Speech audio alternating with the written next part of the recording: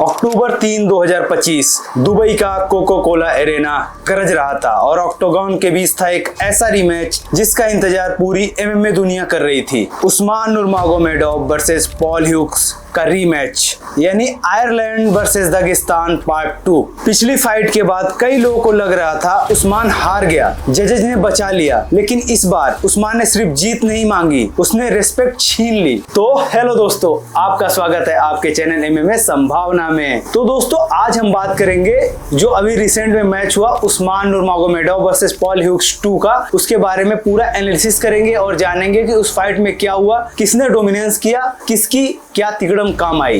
तो दोस्तों बेल बजते ही उस्मान ने एक मैसेज पहले ही दे दिया कि भाई अब मैं पीछे नहीं हटूंगा। उस्मान शुरू से अग्रेसिव था, लो किक्स, बॉडी किक्स और पहला टेक डाउन मिलते ही पूरा कंट्रोल। हाँ, कुछ लो ब्लोज हुए, फाइट 2-3 बार रुकी, पर उस्मान का फोकस नहीं हिला। बैक कंट्रोल, ग्राउंड प्रेशर और कॉर्नर से खबीब चिल्लाते हुए स्टे कंपोज्ड, कंट्रोल हिम। पहला राउंड खत्म होता है और ह्यूक्स थोड़ा हर्ट लगता है, पर दोस्तों उसका दिल जख्मी नहीं हुआ था, उसने लड़ाई नहीं छोड़ी और वहीं पे डटा रहा। दूसरे राउंड में ह्यूक्स का गेम प्लान क्लियर था, डिस्टेंस कंट्रोल और बॉक्सिंग। उसने जैब से उस्मान को रोकने की कोशिश की और वो कुछ हद तक कामयाब भी हुआ। एक साफ राइट हुक लगा और 1 मिनट के लिए तो पूरी क्राउड जो एकदम शांत हो गई। पर जैसे ही उस्मान ने टेक डाउन मारा और केज के अगेंस्ट कंट्रोल लिया, बस वहां से पूरा लड़ाई का डायरेक्शन ही बदल गया। दोस्तों तीसरा राउंड शुरू हुआ और दोनों फाइटर फुल फायर मोड में थे। ह्यूक्स ने एक जबरदस्त बॉडी कॉम्बिनेशन मारा, उस्मान 1 सेकंड के लिए रॉक हुआ, पर भाई दागिस्तानी डीएनए जाग गया। उस्मान ने काउंटर में ब्रूटल किक्स मारे और राउंड के एंड में एक टेक डाउन सिक्योर कर लिया। यही फर्क है एक चैंपियन एक कंटेंडर में, कि कैसे प्रेशर को हैंडल करना है और फिर बाउंस बैक करना है। चौथे राउंड में फिर से एक बार लो ब्लो हुआ और रेफरी ने गेम को रोक दिया। उसने बोला आप अपना टाइम ले सकते हैं जब तक कि रिकवर हो, लेकिन उस्मान का अग्रेशन कम नहीं हुआ। वो ह्यूक्स से लड़ते हुए उससे बात कर रहा था, उसको टॉन्ट कर रहा था, उसका मोरल डाउन करने की कोशिश कर रहा था, और जब टेक डाउन मिला तो क्राउड को सल्यूट किया। और दोस्तों ऑक्टोगन के अंदर सिर्फ फाइट नहीं चल रही थी, उसके अंदर साइकोलॉजिकल वॉर चल रही थी, और यहाँ से उस्मान ने ऑलरेडी लीड ले ली थी। और खबीब कॉर्नर से चिल्लाते हुए ब्यूटीफुल, दिस इज डोमिनेंस। और साथ में इस्लाम और हावियर मेंडेस भी एकदम शांत थे और जान रहे थे, मुस्कुरा भी रहे थे, जान रहे थे कि फाइट अब कंट्रोल में है। और दोस्तों 5th राउंड यानी कि लास्ट राउंड में ह्यूक्स ने दिल से फाइट की, उसने अपना सब कुछ झोंक दिया, अग्रेसिव गया। एक झटके में उसने उस्मान का बैलेंस बिगाड़ा।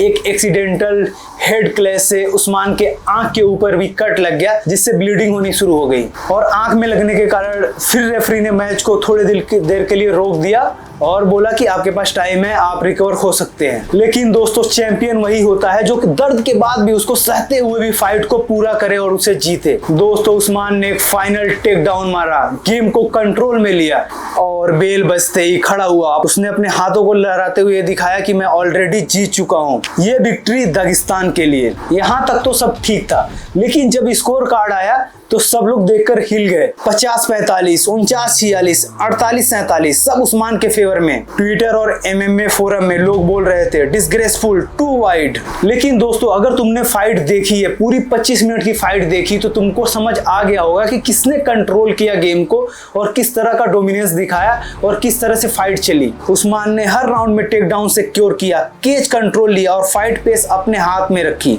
ये था प्योर डोमिनेंस, क्लीन, टेक्निकल और कोल्ड ब्लडेड। दोस्तों फाइट के बाद उस्मान ने कहा मैं हर राउंड जीता, पर पॉल बहुत टफ था। एक चैंपियन जैसा रिस्पांस दिया उसने।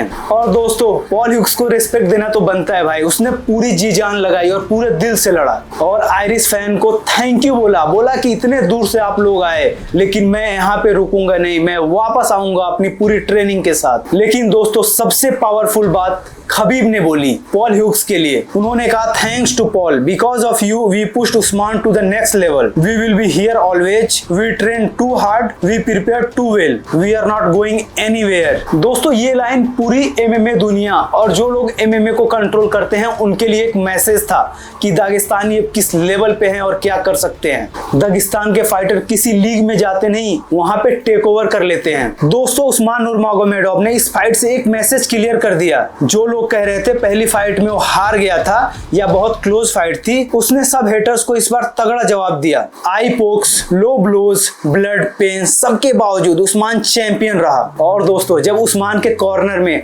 खबीब जैसा फाइटर, इस्लाम मखाचेव, हावियर मेंडिस जैसे लोग हैं तो हार कैसे सकता है वो। इन लोगों के वहां होने का मतलब होता है मेंटल स्ट्रेंथ और टेक्निकल परफेक्शन। और दोस्तों मुझे लगता है कि पॉल ह्यूग्स एक बहुत तगड़ा फाइटर है, वो चैंपियन बन सकता है, बट जब तक दागिस्तान के वुल्फ्स वहां पे हैं तो उसके लिए मुश्किल होगी, क्योंकि वहां पे दागिस्तानी ही डोमिनेंस करेंगे। दोस्तों एमएमए में दागिस्तानियों का दबदबा था, दबदबा है और दबदबा बना रहेगा। तो दोस्तों ये था एमएमए संभावना का डीप ब्रेकडाउन और फाइट, पोस्ट फाइट एनालिसिस, साथ में फाइट एनालिसिस। अगर आपको हमारा ब्रेकडाउन पसंद आता है या किसी और टॉपिक पे आपको वीडियो चाहिए तो भाई नीचे कमेंट करो भाई तुरंत। और जितने लोग भाई देख के जा रहे हो वीडियो, सब्सक्राइब करो यार, ऐसे अच्छे अच्छे कमेंट तुमको हर वीडियो में मिलेंगे। और कैसी भी थ्योरी हो, व्हाट इफ थ्योरी, या फिर किसी तरह का फाइट प्रेडिक्शन कराना हो, या फिर कोई भी वीडियो अगर तुमको सजेस्ट करना हो तो नीचे कमेंट करो। अगर वीडियो अच्छा लगता है तो लाइक करो, अगर वीडियो अच्छा नहीं लगता है तो डिसलाइक करो।